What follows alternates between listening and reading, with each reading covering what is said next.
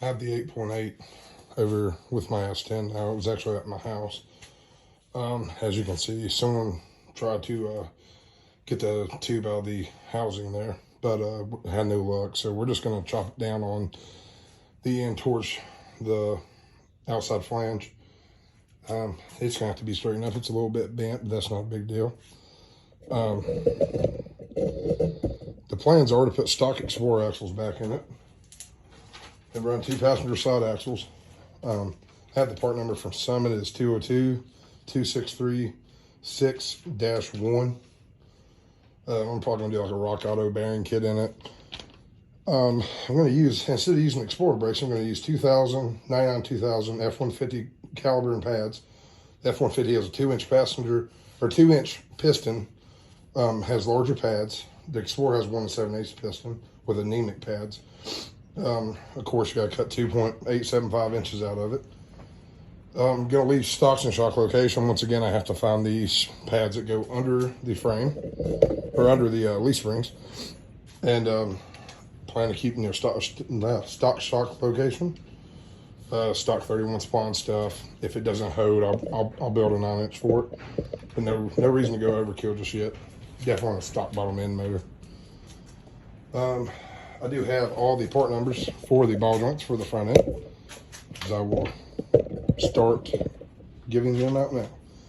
The ball joint is 917-20145. That is -1 actually. That is a 1-inch longer ball joint from Speedway Motors. The ball joint boot, which I am probably not going to run because they seem like they're going to fall off. I would maybe call them and ask them if there is a clip or something that goes around them, as I probably would do that myself. The part number on those are 917-22399. Those are Vision Wheel 521H5461P-19. It's a 15-4 with 1 3/4 back spacing. You know, of course, 5 on 4 3/4. It's got 165/80/15 on it. I do plan to run a taller front runner when the time comes, but I just wanted to get the wheels on it for now. Cheap set of tires I could get at the local tire shop. I'm going to try to run Summit SUM-67600 3-way single adjustable shocks. They have 3 settings. Not really nothing special. They're going to work till they don't, or they might not work at all. It's, you know, this kind of a testing platform. I do plan to run Viking Warriors on the rear and eventually go to Viking, well, once I do go to the expensive shocks, I'm going to run Viking Warriors on the rear, Viking Crusaders on the front. So this here is a Kubota tractor combination switch. It has your turn signals, as you can see, horn button, and headlights. 20 bucks off Amazon. A lot better than paying, you know, hundreds of dollars for something off maybe Motion Raceworks or something like that. Not, you know, talking crap about Motion Raceworks. They have very nice stuff, and I probably will eventually buy stuff from them. Just trying to be budget friendly. As you can see inside this truck, it has that's the factory steering column with everything stripped off of it. Man just needs to cut it down. It's pretty much a tubular steering column from the factory. Gonna have to raise it up and angle it down to the left. I will kind of take you to the front of the truck and show you that. It will actually, let me see if I can do this. It will actually sit more like that with a Jeep Cherokee steering shaft. It's what a lot of the big block guys do to clear headers. I'm doing it to clear your basic eBay, you know, Amazon turbo forward-facing headers. As you can see, the motor mounts are kind of set up funny.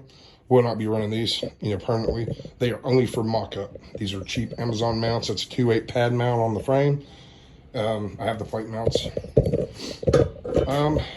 As I've got the complete front end done, other than shocks now and brakes, but you know, just suspension wise, I have it all done on the front.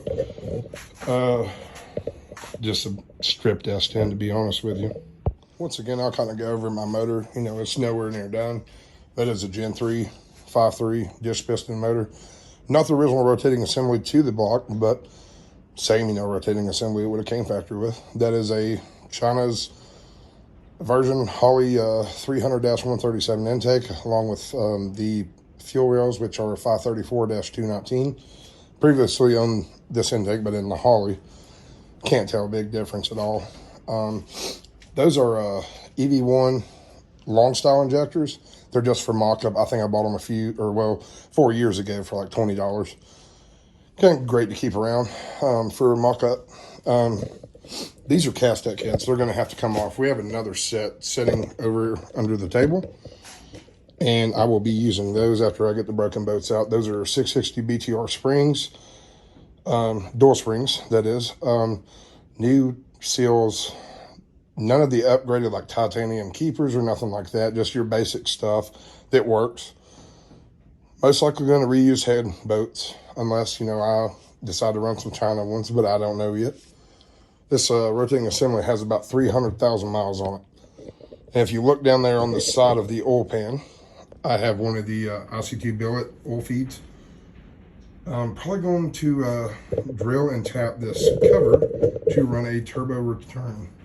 I have hardly any plans for this motor to last. I have another block that this rotating assembly came out of. I have some Gen 4 4/8 rods and a crankshaft. I've got to find a set of pistons. Kind of gonna try to keep it together a little more, but eventually I want like a good Summit Pro LS, you know, piston and rod combo, maybe with a Gen 4 crank. No stroker stuff yet, as I just want to keep gaining knowledge about these LS motors. You know, I know a lot, but I don't know as much as some people. That's kind of something I plan on to do, is to, you know, just learn and learn and learn. That motor behind there is my buddy's. It's a dish piston 5.3, has a LS3 grind cam. I think it's a BTR camshaft. We ran the numbers on it years ago. He's had this motor together, sitting there for like 3 years now, which I don't blame him. You know, stuff has gotten high. These are your basic eBay and Amazon forward-facing turbo headers. They have had the hose kind of ragged out to be able to fit right, as you will run into that on every set of them. I have dealt with it on 2 different sets now. I do plan on putting a roll cage in this thing. I plan on putting a 10-point. I'm going to order it, I think it's from Summit, and I think it's Rhodes roll cages or something like that. I'll have to do some research and find the part number and stuff, the one that I'm going to purchase. It's about $650 delivered to my door. I am in the area where there is not a lot of places to buy metal, probably not even none to buy chrome moly. I don't really plan on doing chrome moly. I'm gonna do mild steel on this, as in a few years after this is done and, you know, racing, I would like to build one a little bit nicer. This is cheap. This is, you know, just to get me going. You know, I can always change things. I mean, the frame's perfect. Man can put a cab on it, it'd be fine, but I may possibly do that before I put a cage in it. But at the same time, it's got floor pans, and that's all it really matters to me, other than putting a cage in it. I do kind of plan on making a plexiglass back window. I don't know when I would do that. You know, that'll probably be later on. Don't really want to buy a Lexan, as that is expensive stuff.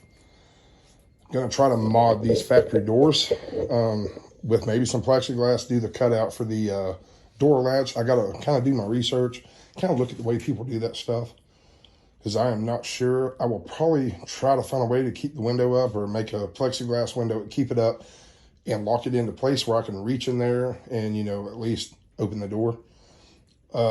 Sure, it probably won't. You can tell this thing has your basic jegs, drag seats, or race seats in it.